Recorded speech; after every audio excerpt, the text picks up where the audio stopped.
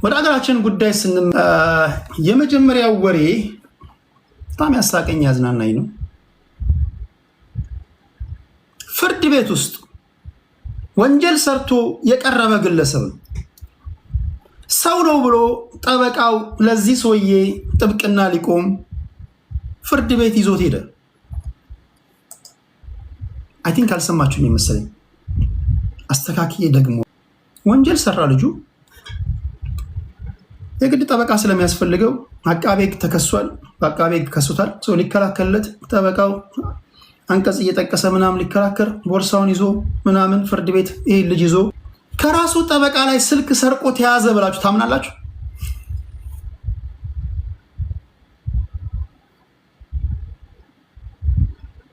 እናንተ ወንጀለኛ አይደለም ምናምን ብሎ እኮ ሊከራከርለት እኮ የመጣ ሰው እኮ ሊከራከርለት ጋውን ለብሶ ከመጣ ጠበቃው ላይ ስልክ ሰርቆ እጅ ከፉት ያዘ። የት ነው? ለማንኛውም ይህ ድርጊት የተፈጠረው በደብረ ማርቆስ ከተማ ነው። የደብረ ማርቆስ ልጆች አላችሁ? በደብረ ማርቆስ ከተማ ፍርድ ቤት ውስጥ የጠበቃውን ስልክ የሰረቀው ተጠርጣሪ በቁጥጥር ስር ውሏል። በዛ ላይ ቺክ ናት። ስትዳብሰው ነካ ነካ ስታደርገው ወዳው መስሎት ሊሆን ይችላል እኮ ጠበቃው። አንዴ ልጨርስና ገብተን አይሻልም ምናምን እያለ ሊሆን ይችላል። ኢትዮጵያ ታሪኩ እንዲህ ነው። በደብረ ማርቆስ ከተማ አስተዳደር በአብማ ክፍለ ከተማ ቀበሌ 13 ከሚገኘው ከፍተኛ ፍርድ ቤት ሐምሌ 9 ቀን 2018 ዓ.ም ከቀኑ 5 ሰዓት በሚሆንበት ጊዜ የወንጀል ድርጊት መፈጸሙን ወይም የወንጀል ድርጊት መፈጸሟን የተሰማባት ተጠርጣሪ መነጋገሪያ ሆናለች። የግል ጠበቃ ነው ሰውየው።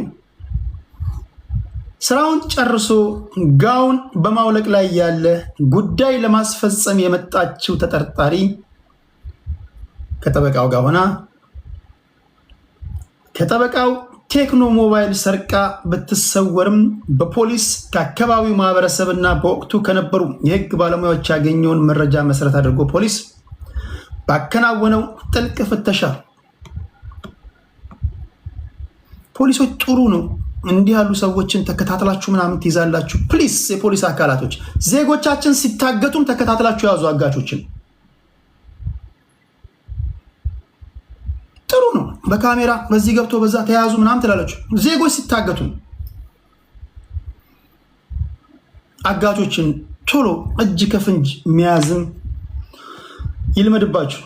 እሺ የግል ጠበቃ ከሆነው ግለሰብ ስራውን ጨርሶ ጋውን በማውለቅ ላይ ያለ ጉዳይ ለማስፈጸም የመጣችው ተጠርጣሪ ከጠበቃው ቴክኖ ሞባይል ሰርቃ ብትሰወርም ፖሊስ ከአካባቢው ማህበረሰብ መረጃ በማሰባሰብ ወቅቱ ከነበሩ የህግ ባለሙያዎች ጋር ያገኘውን መረጃ መሰረት አድርጎ ባከናወነው ፍተሻ ነው እጅ ከፍንጅ ወዲያው ያዛት። እጅ ከፍንጅ ማለት እዛው ሲያዝ ነው። እቺ ሴት ሞባይሉን ከጠበቃዋ ላይ ወስዳ የገዛ ተሸጣለች። ፖሊስ ባደረገው ፍተሻ ሞባይሉን የገዛውን ጨምሮ በወንጀሉ የተጠረጠረችዋን ግለሰብ በቁጥጥር ስር አውሎ በተፋጠነ ምርመራ እያጣራ መሆኑን አንደኛ ፖሊስ ጣቢያ የወንጀል ምርመራ ክፍል ኃላፊ ምክትል ኢንስፔክተር ልጃለም ውበቴ ገልጸዋል። ቴክኖ መሆኑ አይደለም። ቴክኖ ሞባይል ማለት ከፕሌን ላይ ወድቆ አህያ የገደለው ስልክ ነው። 1100 እሱ አይደለም ፖይንቱ። እንዴት ከጠበቃ ላይ ትሰርቃለሽ? እንዴት የመጨረሻ ቢቸግርሽ እኮ ማታደርጊው ነገር እኮ ወንጀል ሰርተሽ ወንጀለኛ አይደለሽም ወይም ደግሞ ላንቺ ወይም ላንተ ሊከራከርልህ ከመጣ ሰው መስረቅ እኮ ነው። ምን አይነት አመል ነው? ሌላው የዚህ ሰውዬ ድርጊት ይህ እጁን እንደዚህ አጣምሮ የምትመለከቱት ግለሰብ እየታዘበ የቆመ ሊመስላችሁ ይችላል። ነገር ግን ኢትዮጵያ ውስጥ ሰርቶ የተያዘበት ወንጀል እጅግ አሳፋሪ ነው። ሶሪ ጋይስ፣ እኔ እንደ አንድ ኢትዮጵያዊ ወጣት ለዚህ እኔ አፍራለሁ። እንደ አንድ ወንድ ሆኜ እንደዚህ አይነት ነገር ሲፈጸም እጅግ አፍራለሁ። እንዲህ ያለ አሰቃቂ ወንጀል እየፈጸሙ ያሉ አብዛኞቻችን ወንዶች ናቸው። ይህ ሰው የ2 ዓመት ሴት ልጅ ወይም የ2 ዓመት ህፃን ልጅ ነው ገለዋን ልጠባት ብሎ የደፈራት።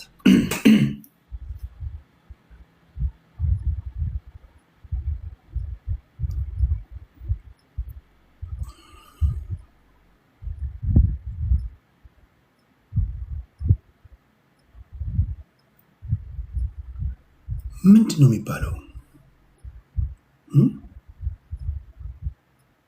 ቆይ የ2 ዓመት ህፃን ልጅ ማለት ይሄ ድርጊት የተፈጸመው በአሶሳ ዞን ባምቢሲ ወረዳ ኤዳዳ ዳቡስ ቀበሌ ጎጥ 1 በሚባል አካባቢ ነው።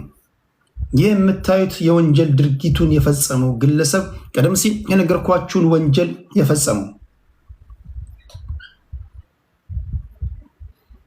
ይሄ ማለት ይህን ድርጊት ከመፈጸሙ በፊት ከሳምንት ከ3 ሳምንት በፊት ምናምን ብታዩት እዚህ ሶሻል ሚዲያ ላይ እናትን ህፃናትን ምናምን ይሳደብ እኮ ነው። የቲክቶክ አካውንት አለ እኮ ሳስፋይን ሁን እዚህ ሶሻል ሚዲያ ላይ ህፃናትን እናትን የሚሳደቡ ሰዎችን ከእንደዚህ አይነት ድርጊቶች ለይቼ ማላያቸው ማለት ነው አይደል? እንደዛ ይመስለኝ። የባምቢሲ ወረዳ ፖሊስ ጽሕፈት ቤት አዛዥ ኮማንደር ሃሩን ሀሬሳ ለብስራት ሬዲዮ ነው የሚናገሩት። ተከሳሽ አወድ አልሃሪም ይባላል። ከረፋዱ 4 ሰዓት የወንጀል ድርጊቱን ፈጽሟል ብሏል። የ2 ዓመት ህፃን የሆነችውን ገላሽን በሙቅ ውሃ አጥበሻለሁ በማለት እናቷ ውሃ ልትቀዳ መሄዷን በማረጋገጥ ወደ ራሱ መኖሪያ ቤት ከወሰዳት በኋላ አፏን በማፈን ያስገድዶ መድፈር ወንጀል መፈጸሙን ተናግረዋል። የባምቢሲ ወረዳ ፖሊስ ምርመራ መዝገቡን በሰውና በሰነድ ማስረጃዎች በማስደገፍ ለአቃቤ ሕግ አቀረበ። አቃቤ ሕግም ይህን ተከሳሽ በኢፌዴሪ የወንጀል ሕግ አንቀጽ 627 ህዝባር 1 በዚያ ስር የተደነገገውን ያስገድዶ መድፈር ወንጀል ክስ በመመስረት ለባምቢሲ ወረዳ ፍርድ ቤት አቅርቧል። ፍርድ ቤቱ የቀረበውን ማስረጃ ከመረመረ በኋላ ተከሳሹን ጥፋተኛ መሆኑን በማረጋገጥ የወንጀሉን ክብደትና የቅጣት ማክበጃና የማቅለያ ሁኔታዎችን በማገናዘብ ሐምሌ 13 ቀን 2018 ዓ.ም በዋለው ችሎት ገምቱ እስኪ የ2 ዓመት ህፃን ልጅ በሙቅ ውሃ ልጠብሽ ብሎ የደፈረ ሰውዬ በሰነድ በሰው በሕክምና ተረጋግጧል። መድፈሩ ተረጋግጧል። ስንት ዓመት የተፈረደበት ይመስላችኋል? እስኪ ገምቱ። ይሄ ጎረምሳ ነው። 20 ዓመት ይላል። ሞት ይላል አንድ ኢትዮጵያ። ማፉ እድሜ ልክ ዛክ የሞት ፍርድ። ጌታ መሳ 18 ዘረኝነት ጥንብናት 7 ዓመት ምትኩ ኢያሱ 3 ዓመት ያዳፋና የሞት ሙና እድሜ ልክ ጃፊ 15 ሪሃን 15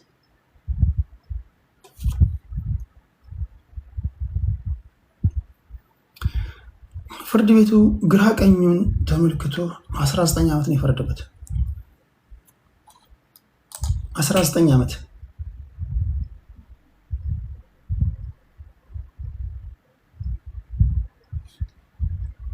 ሌላው ይሄ ልንገራችሁና ላብቃ። ይሄ የምታዩት ልጅ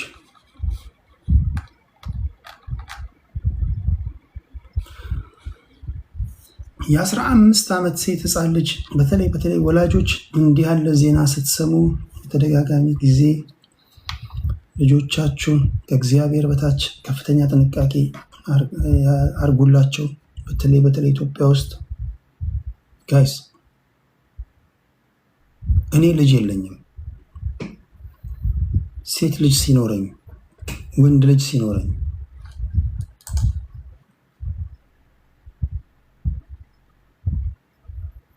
ማንህም ልጅ አጠገብ ላይ እንድትቆም አልፈቅድልህም።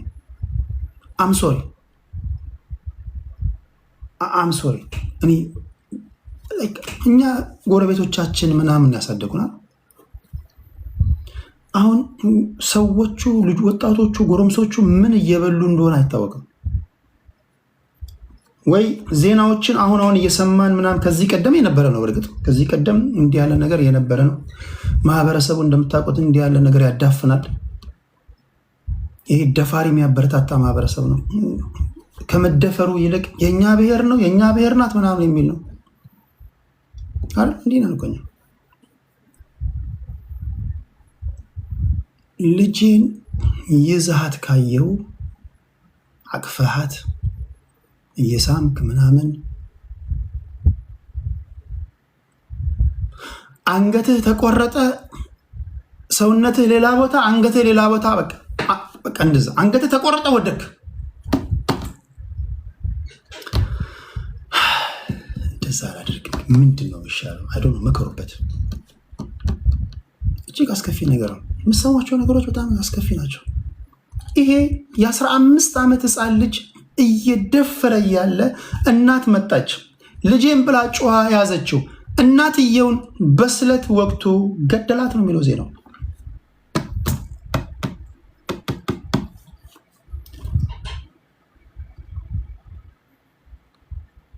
አሁን እኮ ይህንን ነው ነፃ ለማውጣት እኮ የብሔር ፖለቲከኞች የምትታገሉታል።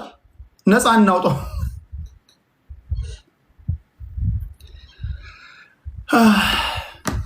እናቶቻችሁ እኮ ነፃ እናውጣው እኮ የምትሉት እኮ ፉዞ እኮ ነፃ ነው።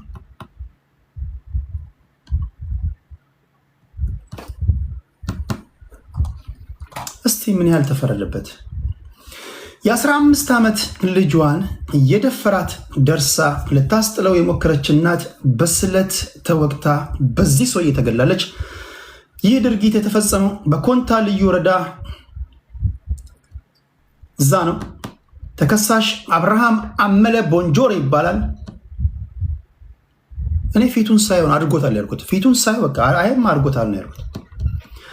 አብርሃም አመለ ቦንጆሬ በልዩ ወረዳው የግንባ አጋሬ ቀበሌ ልዩ ስሙ ጫባ መንደር ነዋሪ ነው። የዕድሜው 30ዎቹን ያልተሻገረ ወጣት ግንቦት 25 ቀን ይላል 2018 ዓ.ም ከገበያ ወደ ቤት በመመለስ ላይ ወደ መንደሯ የቀረበችውን የ15 ዓመት ታዳጊን በመጥለፍ ጫካ የገባ ሲሆን ከጠላፊዋ ጋር የነበረችን የህፃን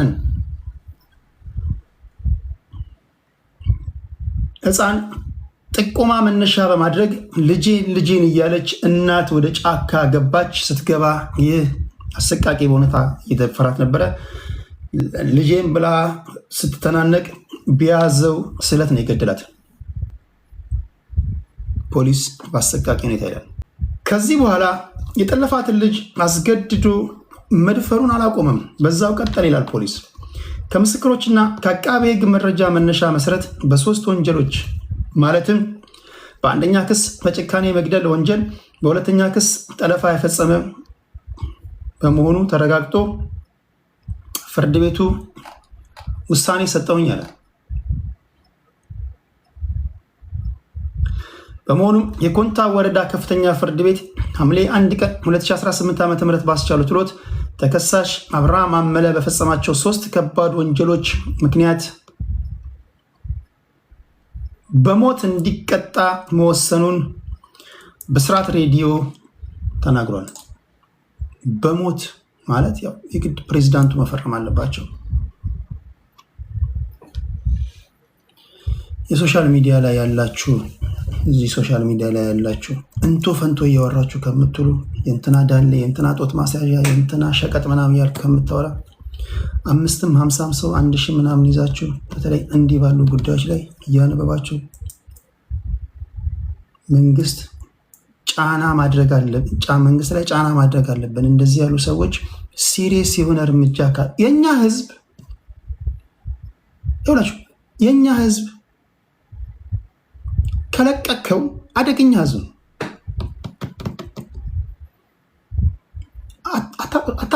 እኛ እንዛል ነው። እኛ ከተለቀቅን አውሬ እናስቀናለን። አውሬ እናስቀናለን እኮ የሰው ልጅ ባህሪም ነው። እኛ የሰው ልጅ በተለይ ጠንካራ ህግ ነው። ህግ ማለት ወለም ዘለም እንዳትል እንደ ሉጋም የሚይዝ ነገር። ጠንካራ ህግ እንዳለ ካወቅ ስርዓት እንይዛለን። ጠንካራ ህግ እንደሌለ ካወቅን እኛ አደገኛ ነገር ነው የምናደርገው። እኛ የምናደርገው ነገር ኢንፋክት ሰይጣን ራሱ ስለማድረጉ ነው ይጠራጠራሉ አይደል? እኔ ይጠራጠራሉ። ምን ያላደረግነው ነገር አለ? ይሄን ህዝብ ጠንካራ በሆነ መንገድ ሊይዘው የሚችለው ህግ ነው። ጠንካራ ህግ ነው። ያ እንዲሆን ድምፅ መሆን አለባችሁ። ድምፅ መሆን አለበት። እዚህ ሶሻል ሚዲያ ላይ ዝም ብለህ ተጽዕኖ ፈጣሪ ተብለህ ተቀምጠህ አንድ የምታነቡት ወይ ያነበባችሁት የምታካፍሉት ነገር የለ። አንድ ግንዛቤ ማስጨበጫ የለ። እኔን ትኩረት ሰጥታችሁ ማህበረሰቡ እንዲነቃቃ ማድረግ አለባችሁ። እዚህ ውስጥ ካላችሁ ማይ ፍሬንድ የምንሰማቸው ዜናዎች በሙሉ ያሳቅቃሉ። ልጃቸውን የደፈሩ ለመናገር ራሱ እኮ ይከብዳል። ልጁን የደፈረ አባት፣ ወንድ ልጁን የሚደፈር አባት፣ አጎት፣ ጎረምሳ፣ በተለይ ህፃናትን የሚያደርጓቸው ነገሮች ኢትዮጵያ ውስጥ በተለይ ጎረምሶች፣ ወንዶች፣ ሴቶች የሚደርስባቸው በደል። ይህን ድምፅ ካልሆናችሁ ታዲያ ምንድን ነው? በትልቁ በሰፊው መወያ መሆን ያለበት አጀንዳ ነው። የሚመለከታቸው አካላት ህጉን ጠበቅ ማድረግ አለባቸው። ቻይና ሙስና እንኳን የሚበላን እንኳን ባለስልጣን በሞት ስለምትቀጣ ቻይና የሙስና ጉዳይ 0% እንኳን ባይሆን ወደ 0.ምናምን% አመጣለች አይደል? አንድ ምናምን። እንዲህ ያሉ ሰዎች እንዲህ ያለ ወንጀል እንደፈጸሙ በሰው በሕክምና ከተረጋገጠ ማስወገድ ነው። ይሄ ትክክለኛ መንፈስ አይደለም። ባደጉት ሀገራት እኮ ውሻዎች ከተተናኮሉ ነገ ከነገ ወዲያ የባሰ ነገር ያደርጋሉ ተብሎ ከባለቤቶቻቸው ይነጠቁና እንግዲህ ለውሻ ያላቸውን ስሜት ታውቃላችሁ። ባደጉት ሀገራት ያስወግዷቸዋል። እንዲህ ያለ ባህሪ ያላቸውን ሰዎች የምናስተምርበት መንገድ አንዱ በማስወገድ ነው። ይሄ አሁን ከማህበረሰቡ ጋር ኖሮ ምንድነው የሚጠቅመው? አሁን የእስር ጊዜውን ጨርሶ ከኛ ጋር ሊቀላቀል ነው።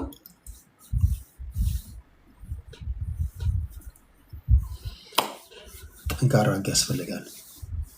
እጅግ ጠንካራ ህግ ደግሞ እንዲወጣ የሚመለከታቸው አካላት ከወሬ በዘለለ ወደ ተግባር መምጣት አለባችሁ ለማለት ያህል ነው። የግመል ወተት በፋብሪካ ተቀነባብሮ ለሽያጭ ቀርቧል ይላል። ኢትዮጵያ ውስጥ የት አካባቢ ነው? እሱን ነግራችኋለሁ። አዲስ አበባ ዩኒቨርሲቲ ከዚህ ቀደም በዩኒቨርሲቲ ደረጃ ነበር ተማሪዎችን ተቀብሎ የሚያስተምረው። አሁን ከ1ኛ እስከ 7ኛ ክፍል ተማሪዎችን የተቀበለን እናስተምራለን። ለዚህ ምዝገባ ጀምረናል ይላሉ። እሱን ነግራችኋለሁ። ከወንጀል ማህደር አንዱን ወንድ 3 ሴቶች ተረባርበው ገደሉት። የት አካባቢ ነው የገደሉት? ለምንድን ነው የገደሉት? እነዚህ 3 ሴቶች እነማን ናቸው? እሱን ነግራችኋለሁ። ሌላ ኢትዮጵያ ውስጥ በዝንጀሮችና በሰዎች መካከል ጸብ ተጀምሯል። ይህን ተከትሎ ከሰው ጎራ የሆኑ ፖሊሶች ዝንጀሮዎች ላይ መሳሪያ የተኮሱ እየገደሏቸው ነው። ዝንጀሮዎች መሳሪያ አለመታጠቃቸው ጉዳት አድርሶባቸዋል። አሁን ነው አለመታጠቃችን የጎዳን የሚሉ ይመስለኛል ሰዎች በመሳሪያ እነዚህን ዝንጀሮች እየገደሉ ነው። ለዚህ ጉዳይ ላይ ሰዎች ለሁለት ተከፍለዋል። ግማሹ ከመግደል የተለያዩ መንገዶችን መከተል ይሻል ነበር የሚሉ አሉ። አንዳንዶች ደግሞ አይ እርምጃው ትክክል ነው ይላሉ። ለማንኛውም ፖሊስ የሚተኩስባቸው ዝንጀሮች የት አካባቢ ነው ያሉት? ምን ስላደረጉ ነው የሚተኩስባቸው? እዚህ ጉዳይ እናወራለን ወደ በኋላ አካባቢ። ሌላ ከ50 ሚሊዮን ብር በላይ የከፈልንበት አፓርታማ የቤት ባለቤት እንሆናለን ብለን ስንጠብቅ ተጭበረበርን በሚል አንድ ትልቅ ስም ያለውን የሪል ስቴት ካምፓኒ የከሰሱ ኢትዮጵያውያን ፍርድ ቤት ቀርበዋል። ይህ ስም ያለው የሪል ስቴት ካምፓኒ ማን ነው? በተለይ ዲያስፖራዎች፣ በተለይ ቤት መግዛት ላይ እንቅስቃሴ እያደረጋችሁ ያላችሁ ተጠንቀቁ። የሶሻል ሚዲያ ተጽዕኖ ፈጣሪዎችን በመጠቀም ሪል ስቴት ግዙ ምናምን ሲሏችሁ ተንደርድራችሁ አትግቡ ፕሊዝ። በትችሉ ያለቀለት ቤት ግዙ፣ ባትችሉ ባዶ መሬት ገዝታችሁ በጭቃም ቢሆን ስሩ። በቀቢጸ ተስፋ ገና ለገና ነገ ከነገ ወዲያ እናገኛለን በሚል ከሆነ አብዛኞቹ መጭበርበሮች ያሉበት ዘርፍ ሆኗል። የሪል ስቴት አልሚዎች ጤነኛውን ከአጭበርባሪው መለየት የሚሳንበት ደረጃ ላይ የተደረሰው አስቸጋሪ ነገር ነው ያለው። ስለዚህ ጥንቃቄ አድርጉ። ሌላኛው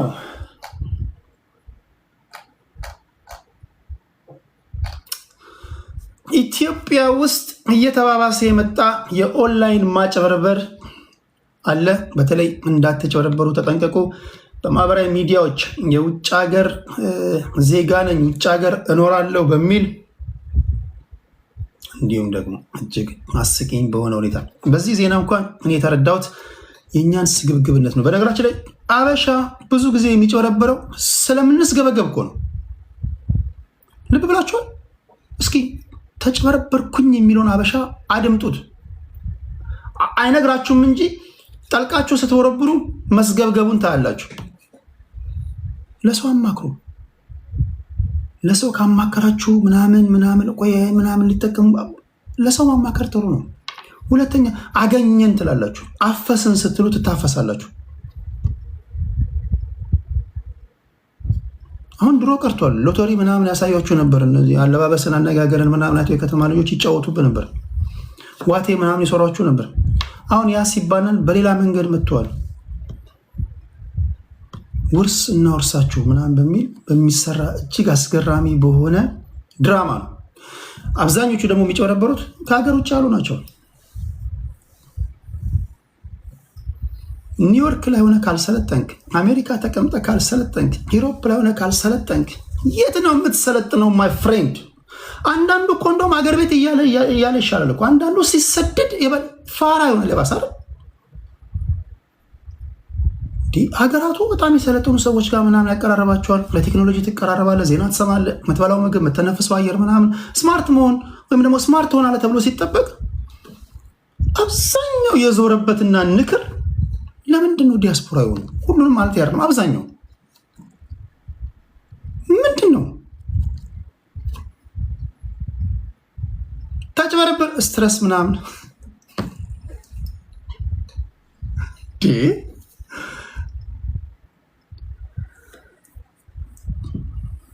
እንዴት ነው የተሻለ ኢንቫይሮንመንት ላይ የተሻለ ካልነበረ ማህበረሰብ ላይ ወጥተህ የተሻለ ማህበረሰቡ ላይ ተቀላቅለ እንዴት ነው አእምሮ ማይፋፋው? ቆይ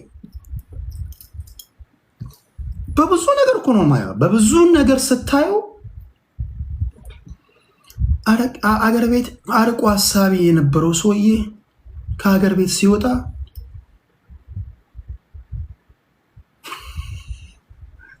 ወላሂ ነው ብላችሁ ትንታኔዎቻችሁ፣ ንግግሮቻችሁ፣ ነገሮችን የምታዩበት መንገድ፣ ቃላት አመራረጣችሁ ምናምን እንዴ እንዳላችሁበት ሀገር ወይም ላላችሁበት ሀገር የሚመጠን እኮ ነው መሆን ያለበት። አብዛኛው ከፈረስ ጋሪ ወይም ደግሞ ከአህያ ጋሪ ላይ ዘለ BMW ገብተህ ቁጭ ብለህ የምተነትነው ትንታኔ እግዚኦ ማርና ክርስቶስ የሚያሰኝ ነው። አህያ ጋሪ ላይ ያለ ትሻል ነበር። አንተ አህያ ጋሪ ላይ ያለ ስለ ህዝቦች መኖር ምናምን ስለ ንቃ ምናምን ደግሞ ትንሽ ታወራ ነበር። ሲወጡ አብዛኞቹ ምን እንደሆነ አላውቅም። ሁሉንም ማለት አይደለም። አሁንም በዚህ በመጭበርበር ሂደት ውስጥ ያለ ነው እኛ ነን። አንዱ እሺ፣ ለማንኛውም ይሄን ነግራችኋለሁ። ነው አሁን እኔ ፋኖ ኦነግ ቲፒኤልኤፍ ምናምን ምንበት ነገር ያለ አይመስለኝም። ዓለም ትኩረቱን ሁሉ ወደ መካከለኛ ምስራቅ ነው ያደረገው። ወደዛ ጉዳይ ላይ በስፋት እናወራለን። 3 ደቂቃ ቆያለሁ። የምታነሱልኝ ጥያቄ ካለ ከዩቲዩብ እዚህ መልስላችኋል። ላይክ፣ ሼር፣ ሰብስክራይብ እያደረጋችሁ ውጡ። አብዛኞቻችሁ አድማጮቼ አድመጣችሁ ብቻ አትውጡ። ሰብስክራይብ እያደረጋችሁ ስገባ ላይቭ የደውል ምልክቱን እየተጫናችሁ ስጠፋ ለምትፈልጉኝ በሙሉ ልባዊ ምስጋና ይድረሳችሁ። ስጠፋ በመጥፋቴ ደግሞ የስ ጠፋ ምናምን ለምትሉ አልጠፋም፣ አሉ እመጣለሁ፣ የትም አልጠፋም። በጣም በሚሊዮኖች የሚቆጠሩ ሰዎች የኔን አለመጥፋት ይፈልጋሉ። ስለዚህ ሳውዝ አፍሪካ ያላችሁ ወገኖች በዘመቻ በመፈክር በፒቲሽን በትዊተር ዘመቻ እንደዛ አይደለም። እንደዛ ነው ብሎ የሚነግራችሁ ሰው እና ሳውዝ አፍሪካውያን ትዊተር ዘመቻ ምን እንደሆነ አቁም። እኔ ምንድነው የምትሉት እናንተ? ዓለም አቀፉ ማህበረሰብ ጫና ቢያሳድርባቸው they don't care። ሳውዝ አፍሪካ ሲርበው ይመጣል፣ ስለት ያመጣል፣ ይወጋሃል፣ መሳሪያ ያመጣል፣ ይተኩሳል። ከዛ የሚዘርፍ ከሆነ ይዘርፋል፣ ይሄዳል። ሰው እንዲህ ከሆነ ኢንቫይሮንመንቱ እንደዛ ከሆነ እንዴት ነው ራሳችሁን መከላከል ያለባችሁ? እንጂ ፌስቡክ ላይ ዘመቻ ወይም ደግሞ ፔቲሽን ስለተሰበሰበ ምናምን እንደዛ አይደለም። እነሱ በሚያናግሯቸው ቋንቋ ነው ማናገር ያለባችሁ፣ ልክ ሶማሊያውያን ሌሎች ዜጎች እንደሚያናግሯቸው ማለት ነው።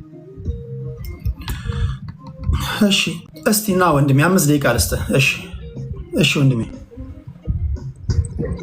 ቴንክ ዩ ቴዲ። ወንድ ነህ እንዴ ሴት ነሽ እንዴ? እሺ ሶሪ።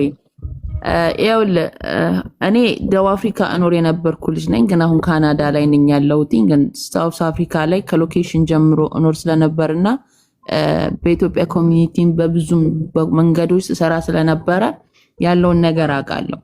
አሁን ይሄ ፒቲሽን ይሰብሰብ ድምፁን የምንለው ለሌላ አይደለም። ሳውዝ አፍሪካኖች እንደ ድሮ አይደሉም። በፊት ላይ እንዳልከው ይዘርፉሃል፣ ይመቱሃል፣ የሆነ ነገር አታክ ያደርጉህና ነገሮች ይለወጣሉ። በአሁን ሰዓት ላይ ከ1 ዓመት ከ1 ወር ህፃን ልጅ እስከ 70 እስከ 80 ዓመት እድሜ የሚጠጉ ኢትዮጵያኖች ያሉባት ሀገር ናቸው። 5-6 ልጆች የያዙ እናት አለ። ይሄን ፒቲሽን የምናሰባስበው እናንተም እዚህ ፒቲሽን አልኩኝ እዚህ ትዊተር ዘመቻ ላይ እንድትሳተፉልን የምንጠይቃችሁ የኢትዮጵያ መንግስት ሳውዝ አፍሪካ ያለው ስደተኛ የፖለቲካ ስደተኛ ስለሆነ መርዳት አይችልም። ስለዚህ የተባበሩት መንግስታት ማለት ነው ትኩረት ሰጥቶ ቢቻል 1 ሰውም ይሆናል 50 ሰውም ይሆናል ከዛ ሀገር ማውጣት ቢችል ቢረዱ የሳውዝ አፍሪካኖች ይሰማሉ አይደለም ጫና እንዲፈጥርባቸው እና ወደ ተሻለ ሀገር ወደ 3ኛ ሀገር መውጣት የሚችለውን ነገር ዓለም ትኩረት እንዲሰጠው ነው። እና ማለት በጎነትን ብቻ ሊሆንም ይችላል ላይሆንም ይችላል ሊሰራም ይችላል ላይሰራም ይችላል። ነገር ግን trying is better than nothing ነውና ያቅማችንን እንሞክር፣ ተባበሩን። ምክንያቱም ከፊት ለፊት በቤንዚን እያርከፈከፉባቸው ሎኬሽን ውስጥ በኋላ ዘለው ሲወጡ በገጀራ እየመቷቸው ኢትዮጵያኖችን ታርጌት አድርገው ማለት ነው እየገደሏቸው ነው። አሁን በሚገባቸው ቋንቋ እናናግራቸው የምንልባቸው ታይም አይደለም። ገባ ቴዲሻ? ለምን ብትል አምርረዋል። ፖሊስ የነሱ ነው። ገባ? ፖሊስ አብሮ እየዘረፈ ነው፣ አብሮ ሱቅ እያፈረሰ ነው። እነሱን ሰፖርት ነው። ከማን ጋር ሆነ ማን አግዞ ሆኖ እንትን የምንለው? እነሱ ቪዲዮ እየቀረጹ የሌላ እብን እንኳን የሚቃጠለውን የሚሞተውን የሚደበደበውን ማለት ነው ቪዲዮ ቫይራል ያወጣም። የሳውዝ አፍሪካኖቹ ህገወጥ ናቸው፣ ስራ የለንም፣ ስራችንን ወሰዱት የሚለው ቪዲዮ ነው የሚወጣው። እና ለዚህ ነው ብዙ ጊዜ ያው በጣም አመሰግናለሁ። በነገራችን ላይ ወዲያውኑ 5 ደቂቃ ስትለኝ እንዳያልቅብኝ ወዲያውኑ የገባሁት በጣም ይቅርታ። በጣም ነው የማመሰግነው ዛሬ ይህንን እድል ስለሰጠኝ። እና ከቻላችሁ ማለት ነው ጁላይ 30 የትዊተር ዘመቻ እንትን ብለናል፣ ብትሳተፉልን ደስ ይለናል። ማለት መሞከር ነው፣ ዝም ማለቱ ምንም አይጠቅምም። በጣም ብዙ ኢትዮጵያኖች እየሞቱ ነው። ሱቃቸው ዛሬ ትናንትና ወደ ስንት ደርባን አካባቢ በጣም በብዙ የሚቆጠር ሱቆች ተቃጥለዋል፣ ተዘርፈዋል። አሁን ደግሞ ከጁላይ 20 እስከ 30 ባለ ሱቆችን እና ባለ ፀጉር ቤቶችን አስወጧቸው የሚል አዲስ መመሪያ ወጥቷል። ኦኬ እሺ፣ የሰማችሁ ሰዎች ጀስት ትዊተር ላይ የት ነው የሚገኘው? ጆሲን ብታስገባው ለዚህ ጋር ጆሲ አለ። ከቻልክ ጆሲን ብታስገባው። አንቺ ተናገሪና አሁን እሱ አለ እንትን ለአንቺ ልስጥሽ ብዬ ነው እንጂ እኔ በጣም ረጅም ጊዜ እኔ አደጋግሜ አየር ሰዓት ሰጥቻለሁ።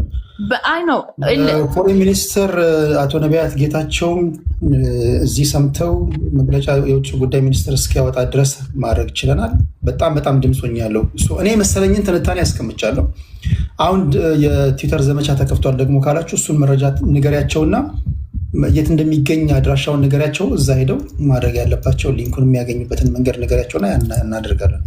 ኦኬ፣ በጣም ነው የማመሰግነው። ይኸውልህ በመጀመሪያ ደረጃ ቴዲ አንተ ብዙዎችን ብዙ እንደሞከራችሁና እንዳቃታችሁ መረጃውም አለኝ፣ ተከታትያለሁ።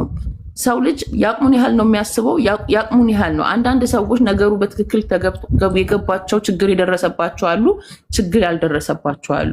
ስለዚህ ማለት ነው አሁን እዚህ ጋር የምትተባበሩን እዚህ ያላችሁ 600 ኢትዮጵያኖች ያላችሁ ሼር፣ ኮፒ ሊንክ፣ ኮመንት እያደረጋችሁ ሮዚ ባለማህተሟ የሚል አካውንት ወይ የኔ አካውንት አለ፣ ጆዚቱ የሚል አለ፣ ብዙ አካውንት አለ። ሼር እና ማድረግ ለአንተ ልክልህና የኔ ፕሮፋይል ፒክቸር ላይ ያለው ነው ፒክቸሩ።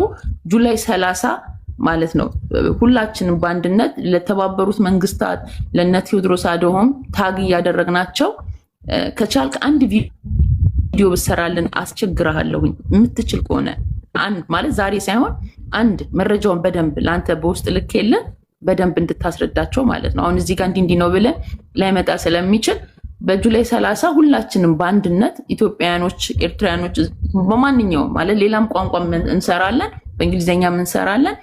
ይህንን ነገር ለዓለም ህዝብ አሰምተን ለዩናይትድ ኔሽን አሰምተን ቢያንስ ኢትዮጵያ ሳውዝ አፍሪካ ውስጥ ያሉት ኢትዮጵያኖች ወደ 3ኛ ሀገር የሚወጡበት እድል መፍጠር ከቻልን እንሞክር ብዬ ነው። በጣም አመሰግናለሁ። እሺ ቴንክ ዩ ከልብ አመሰግናለሁ ዮዳስ። እሺ ቴንክ ዩ እናቴ። ኦኬ ሳውዝ አፍሪካ በርካታ ኢትዮጵያውያኖች አሉ። እሷ ያስቀመጠችውን ፔቲሽኑን በተናገረችው መንገድ ሼር ታደርግልኛለች፣ ቴሌግራም ላይ ያስቀምጥላችኋለሁ። ለእኔ ግን ዘላቂ መፍትሄ ነው ብዬ ማስበው ጋይ ሳውዝ አፍሪካ እኔ በስራ አጋጣሚ ስለሄድኩኝ ስለማውቀው ነው። ሳውዝ አፍሪካን አውቀዋለሁ። ሳውዝ አፍሪካ ህግ ያለበት ሀገር አይደለም። በህግ የሚገዙ ሰዎች አይደሉም። ሰዎቹ አንደኛ አብዛኞቹ ነዋሪዎቹ ያልሰለጠኑ ናቸው። ከቅኝ ግዛት ሜንታሊቲ ያልተላቀቁ ናቸው። ከምንም ነገር በላይ ችግራችንን እኛ ኤክስተርናላይዝ ስለምናደርግ ነው እንጂ ራሳችንን ዋነኞቹ ችግረኞች ወይም ችግር ፈጣሪዎች። ህብረት የለንም። ሀገር ላይ ህብረት የለህም። ሰው ሀገር ላይ ወጥተህ ህብረት የለህም። ጠንካራ ማህበር የለህም። ራስህ ወገንን ታስገድላለህ፣ ታዘርፋለህ። ራስህ ደግሞ መለሰህ ትጸልያለህ። እኔ እንዴት ልነግራችሁ ማመን ይከብዳችኋል። ሳውዝ አፍሪካ ውስጥ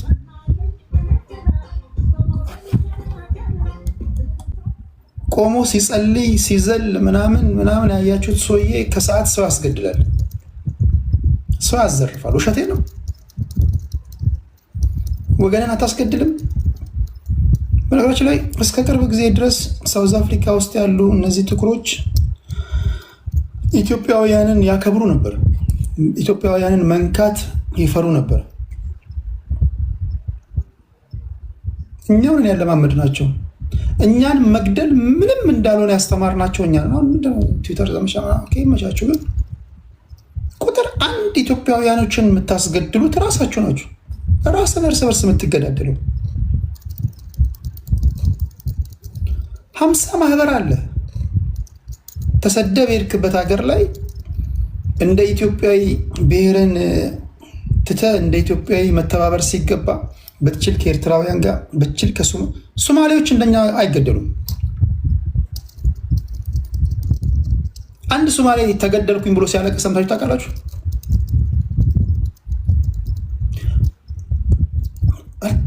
የእናንተ እፍረት የኛ እፍረት ነው። ከሆኑ የዘመድ ጉድፍ አብሮ ያሳድፍ ይላል። አንድ ኢትዮጵያዊ ተዋረደ ሲባል አንተው ነገር እኛም እንዋረዳለን። የእናንተ እፍረት የኛ መፍረት ነው። በተቻለ መጠን ልንገራችሁ ብዬ ነው። ቲንክ የምታውቁ አይመስለኝም። ሄዳችሁ ማታውቁ አካባቢ ማታውቁ ወይም ስለ ሳውዝ አፍሪካ ሄዳችሁ ሰዎች ብታዩት ይገርማችኋል።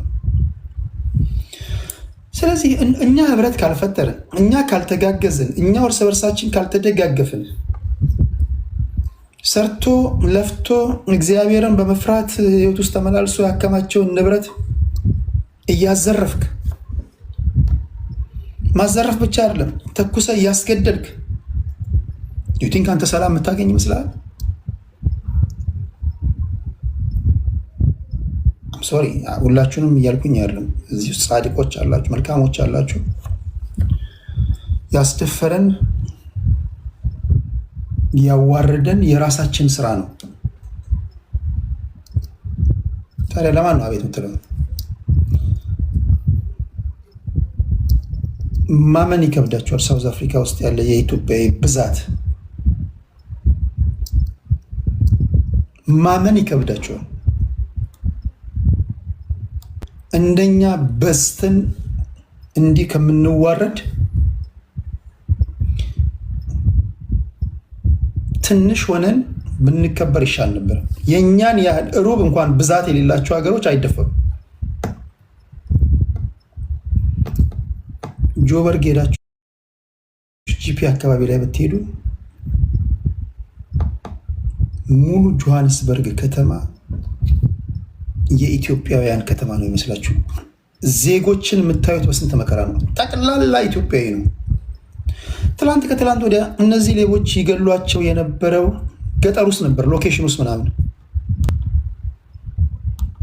ዛሬ አንድን ኢትዮጵያዊ አንተ ባለህበት ሬስቶራንት ውስጥ ገሎት ሲሄድ ምንም ማትል አንተ አሁን የአባቶቼ ልጅ ነህ። ከዚህ በላይ ውርደት አለ? ሞል ውስጥ እየተገደልክ ማለት ነው። ያ ሁሉ ኢትዮጵያዊ ባለበት ሬስቶራንት ውስጥ መጥተው ሌቦቹ የሆነ ውሻ እንኳን የሚገሉ አይመስላችሁም እኮ ንቀታቸው ማለት ነው። ሁልጊዜ ችግራችን ኤክስተርናሊ ስለምናደርግ ነው ትክክለኛ መፍትሄ ማናገኘው። ድንጋይ የምትወረውሩት ችግሩ ወዳልሄድበት ነው። የትኛውንም ሳውዝ አፍሪካ ውስጥ ያለ ሰው ብታመጣ ከዚህ የተለየ አይነግረህም። ቁጥር አንድ እኛው ነን ራሳችን።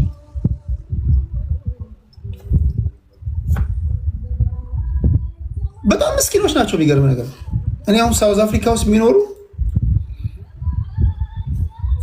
በጣም ሀብታሞች ናቸው። ሀብታሞች ስላችሁ እኔ በዘመኔ እንደ ሳውዝ አፍሪካ ውስጥ የሚኖር ኢትዮጵያዊ ነጋዴ ማለት ነው።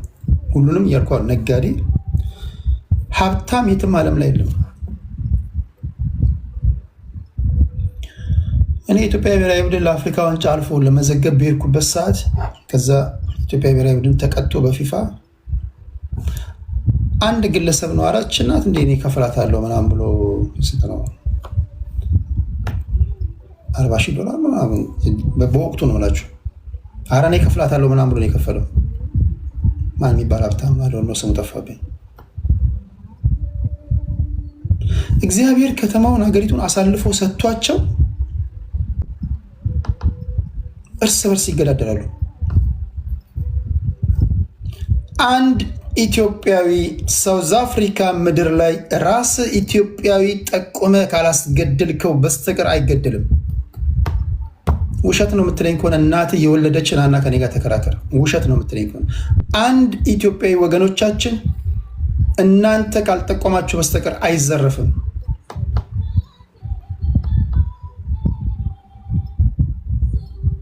ሌባው ሊዘርፋቸው ሲመጣ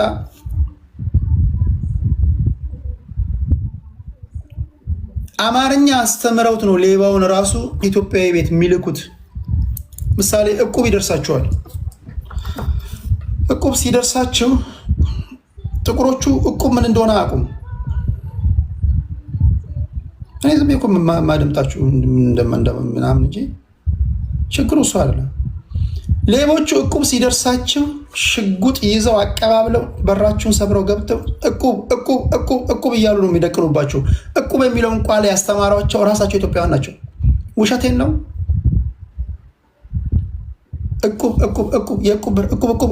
እቁብ ብር እያሉ አስጠንተው አስተምረው ጠቁመው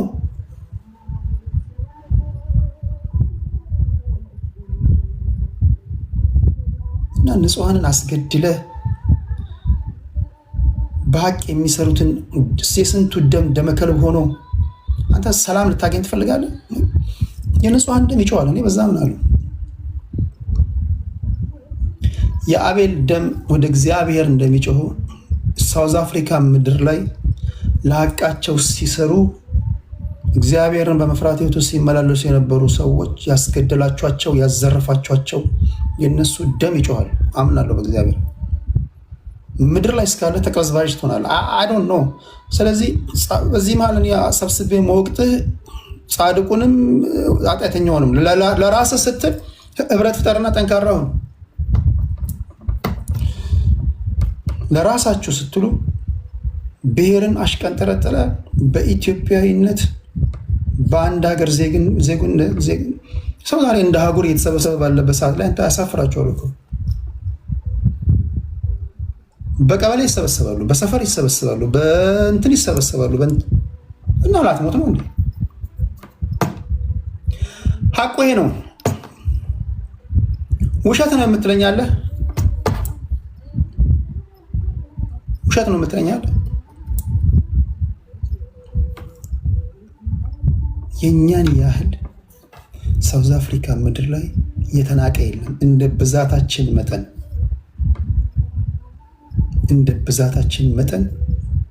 እናንተ ብዛታችንን ብታዩ እኮ ሳውዝ አፍሪካውያን ከሀገራቸው ማስለቀቅ እንችላለን። እስራኤላውያኖችን ተመልከት። ዚያ ስማርት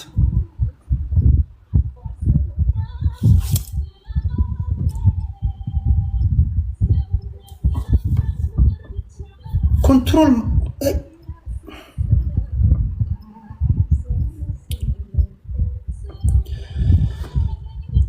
ማይ ፍሬንድ፣ ጭንቅላት ካለ አንድ ሀገር ላይ ተሰደ 5 ሆነ ተሰደ ጭንቅላትን ከተጠቀምክ ሀገር ማመስ ትችላለህ። እኛ እኮ ከ3 ከ4 ሚሊዮን በላይ ብዙ ነው እኮ ሳውዝ አፍሪካ ውስጥ። ምን አለፋችሁ ሳውዝ አፍሪካውያንን ከሀገራቸው ማስለቀቅ እንችላለን። ከግማሽ በላይ ሳውዝ አፍሪካውያን የመጨረሻ ያልሰለጠኑ ናቸው። 2 እግር ግራና ቀኝ ጫማ በተለያየ ዋጋ መሸጥላቸው የመጨረሻ ንክር ናቸው። ማመን ይከብዳቸዋል። እነዚህ ኢትዮጵያውያንን የሚገሉ ሳውዝ አፍሪካውያንን ብታያቸው መንገድ ላይ እንኳን ሰው ለመግደል መንገድ ላይ ቆሞ እንኳን በአግባቡ ለመራመድ የሚከብዳቸው ሱስ የገደላቸው የመጨረሻ ድክሙ ናቸው። በእነዚህ ትገደላለህ።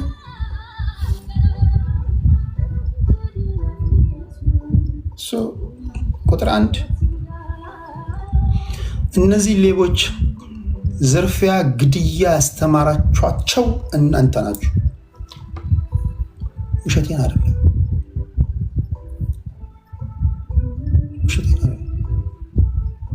ራሳችሁ ጠላቴ የምትሉትን ሰው በማስገደል ተለማመዳችሁ።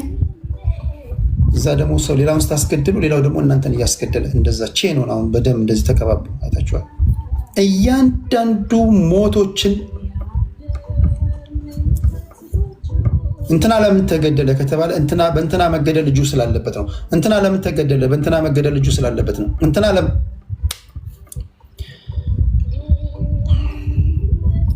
ሰባኪ ትጋብዛለህ፣ ዘርፎ ይሄዳል። እናንተ ጉደኛ ሀገር እኮ ነው ሳውዝ አፍሪካ።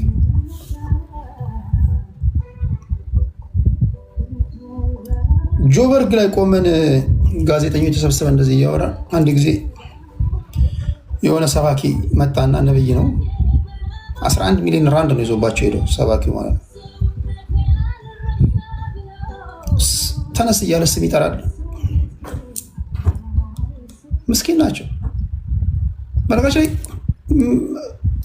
ይሄ ዞሮባቸው ምናምን ነው እንጂ በቃ በእንትንም ደግሞ ሲወዷቸው ምናምን ደግሞ ምስኪን ናቸው። በጣም ምስኪን ናቸው። እኔ ትንሽ ቆይቼ ትንሽ በቆየሁበት ሰዓት ላይ በቃ እንደዚህ ወደውኝ ምናምን ወርቅ ሸልሞኝ የአንገት ወርቅ ምናምን ሰጥተውኝ ነው የወጣሁት። በጣም ምስኪን ናቸው። ግን ከዚህ በላይ ቀልጣፋ ሆነው ሀገሪቷን መውረስ ሲችሉ ተተብትበዋል። እና ሰባኪዎች ይመጣሉ። ኢትዮጵያ ውስጥ ያለ ነቢይ አሜሪካ ሄድ ከምትሉት ሳውዝ አፍሪካ ሄድ ብትሉት እግዚአብሔር አየኝ ይላቸዋል። ቢኮዝ ሳውዝ አፍሪካ ገንዘብ አለ። ይመጣል፣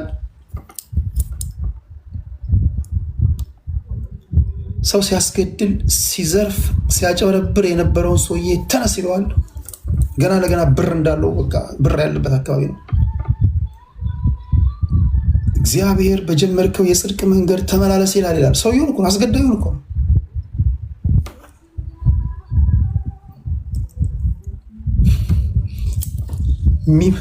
አምሶ በጣም ማከብራቸው የእግዚአብሔር ሰዎች አሉ። በጣም ማከብራቸው የእግዚአብሔር ሰዎች አሉ ሚሄዱ።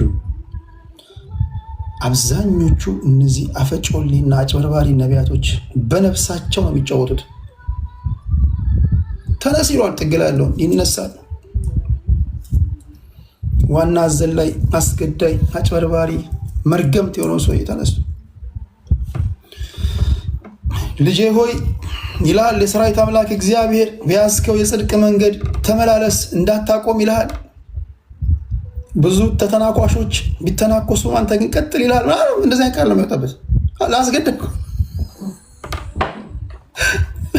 ለሚያስገድደው እኮ ነው።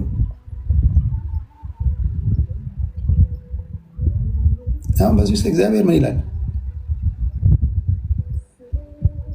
ውሸቴን ነው ፍሬን ከትክክለኛ ሰው ጋር የተገናኘው ይሄ ነው ትክክለኛው መንገድ። በቅርብ ሄዳችሁ እናንተ ላታውቁ ትችላላችሁ። ከዛ 20 ሺህ ይላል ቃል ይገባል። ወይ አስገዳዩ ሰውዬ ወይ ጠቋሚ ሰውዬ ቸርቹን በገንዘብ ሰፖርት የሚያደርግ ነው። ፓስተሩም ደግሞ ለሱ ቃል ያመጣለታል። እንዳንተ ያለ እኮ የተባረከ ሰው የለም ይለዋል። ቲንክ በዚህ ውስጥ አንድ እግዚአብሔር ምናምን የሚኖር ይመስላችኋል? ቲንክ እግዚአብሔር ከክፉ አድራጊዎች ጋር የሚተባበር ይመስላችኋል? የዚህ ሁሉ ድምር ውጤት ነው ማፍሬንድ። እኔ በዋዛ ላይ እንደዚህ አይነት ነገር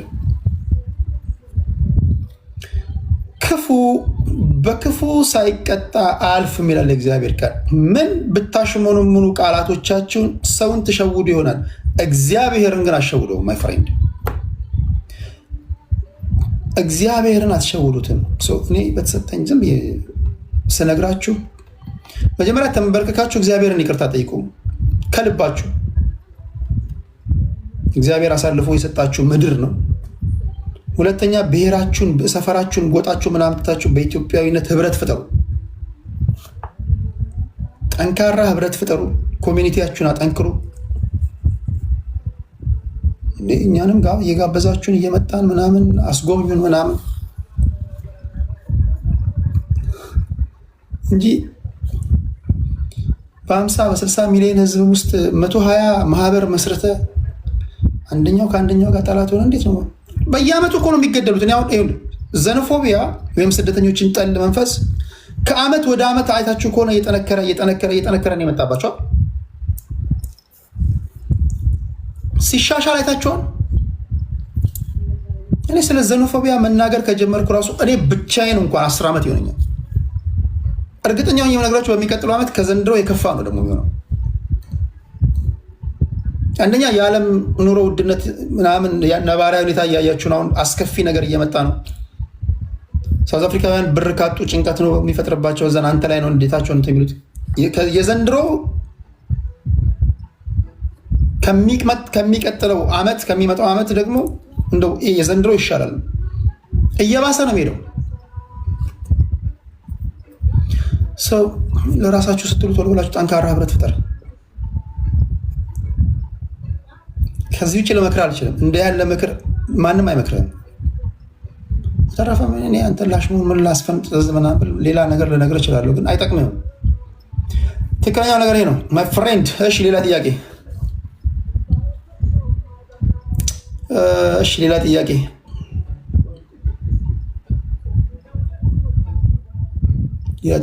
ጥያቄ። ምን ነው ፈራ? ማንን ነው የምፈራው? እኔ ልቦና ያሳየኝን እኮ የነገርኩህ። ውሸት ከሆነ ውሸት ነው በለኝ። አይ እንዴት ነህ ዙዙ? ወይ እንዴት ነሽ?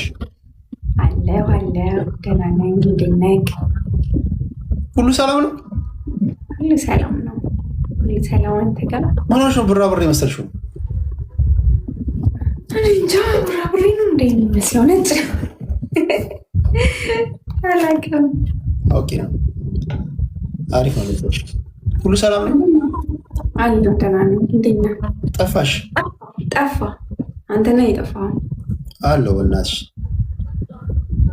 ፖለቲካ ይዞህ ነው? ሌላ ጥያቄ። አማራና ኦሮሞ መቼ ነው የምታስታርቃቸው? አማራና ኦሮሞ መቼ ተጣላ? የተጣላሁ አንተ ነህ። ግለሰቡን የተጣላው ራስህ ታረቅ። ኮሜንት ነው። ህዝቡ እየኖረ ነው። ህዝቡ አልተጣላም። የተጣላው እዛው ግለሰብ ነው የተጣላው። ጆከር እና ዳልቻ ከተጣሉ አማራና ኦሮሞን አስታርቅ ነው እንዴ የምትሉት? የራስህ ስርዓትን ያዝ። ህዝብ ከህዝብ ጋር አብሮ እየኖረ ነው። ሰላማዊ ኑሮ እየኖረ ነው። አረቄ ቤት ከተጣላ ራስ እዛ ታረቅ። በግለሰቦች መካከል ያለ ጸብ ወደ ማህበረሰብ አታውርድ። እሺ ዙዙዬ፣ መሀል ላይ የምስኪኖችን ኮመንት መመለስ ደስ ይለኛል። አይ መልስ፣ ችግር የለውም፣ ግድ ይላል። እሺ ከዛ ባሻገር ካናዳ ያላችሁ ድራይቪንግ ላይሰንስ የሌላችሁ የድራይቪንግ ላይሰንስ ጉዳይ በጣም ሲሪየስ እየሆነ ነው። መንጃ ፍቃድ እንዲኖራችሁ እናደርጋለን።